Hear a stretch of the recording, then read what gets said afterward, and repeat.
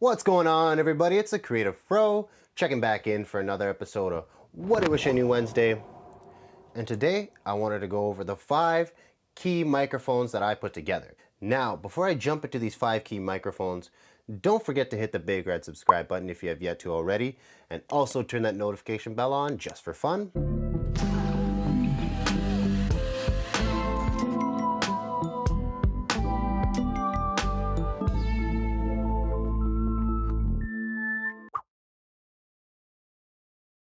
So starting at the top, we have the built-in microphone. The built-in microphone typically does not sound that well when using it for recordings. It gets a lot of external sounds from hands being around the camera, and it picks up a lot of the mechanical noises. If your camera is using a zoom or you're changing functions, it could pick up those beeps and turns that can make the audio muddy. I suggest if you were to use the built-in microphone to use this in an indoor location where there's the least amount of noise and locked off on a tripod. That way you're not picking up any excess sound and you don't have to upgrade to a different microphone until you're ready to do so. This branches me into the second option of microphones, and that's an external microphone. So we have the Rode Video Mic Go here, and what you do is put this on top of the camera and plug in the audio cable into the jack here, and that way you control all the audio that's coming into the camera from this microphone. So this external microphone can be mounted on top of a camera, or if you have a boom pole, it can be mounted on top of there, and it is great for capturing sound that is coming towards the microphone itself. This microphone would be most ideal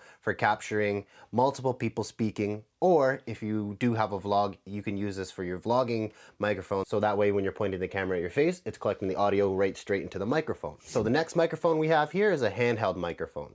And now what I have is the Zoom IQ7. So all you have to do is attach this to the bottom of your phone, and it turns your phone into a portable recorder mic. But for myself, I bought an iPod to attach this to. That way I can use the iPod and microphone as a handheld recorder, or I can use it to capture ambient sound too as well. This microphone would be ideal to speak into, so if you're gonna have somebody, maybe a news reporter, or you're interviewing them, get them to hold this below their mouth and crop out in post so you can't see the microphone, and use that sound because it's going to be the most clear. Or this can be used to capture the ambient sound. Just put it as close to the sound that you need and it should be able to capture that for you. There's different options too as well if you want to spend some more money into a sturdy, durable handheld microphone, but for now this is getting the job done for me, so if you'd like to do that, look into the Zoom IQ7 for a cheaper handheld microphone device. Moving along, we also have a lavalier microphone, so that's what I'm using right here. This is a wireless lavalier, and it's connected to a receiver that's on top of the camera, so it's capturing my sound, and it's wireless, so it allows me to be able to walk around anywhere up to 100 meters and you'll be able to capture the clear sound. So that is the Rode Link Filmmaker wireless kit here.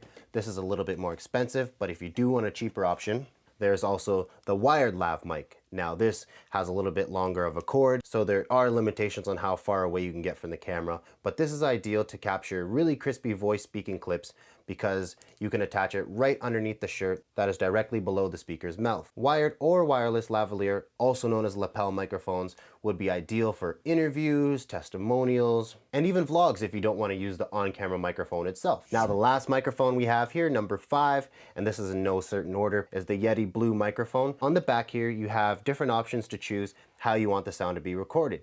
This microphone would be ideal for live events where you need to capture all of the sound, or on a podcast too as well, because you could choose the different directions and really pinpoint how you want this audio to be recorded. If you're someone who plays any instruments, this can be a great device to use to record any of your sounds because you have so much capability with this. And this microphone sends the audio directly to your computer, so it makes it easy to edit and upload. The audio that comes from the condenser mic has a USB-C cable that connects to your computer, and that way the audio automatically goes into your computer. And then you get an audio file at the end, which is easy to edit and export.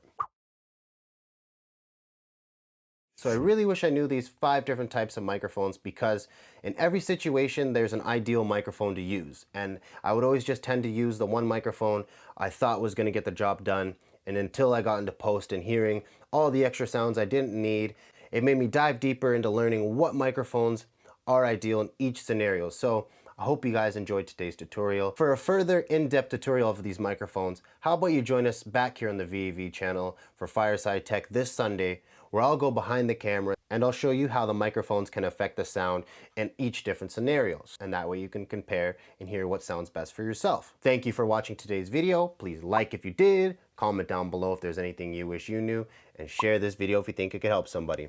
Join us back here next Wednesday for another episode of What I Wish I Knew. Until then, keep creating.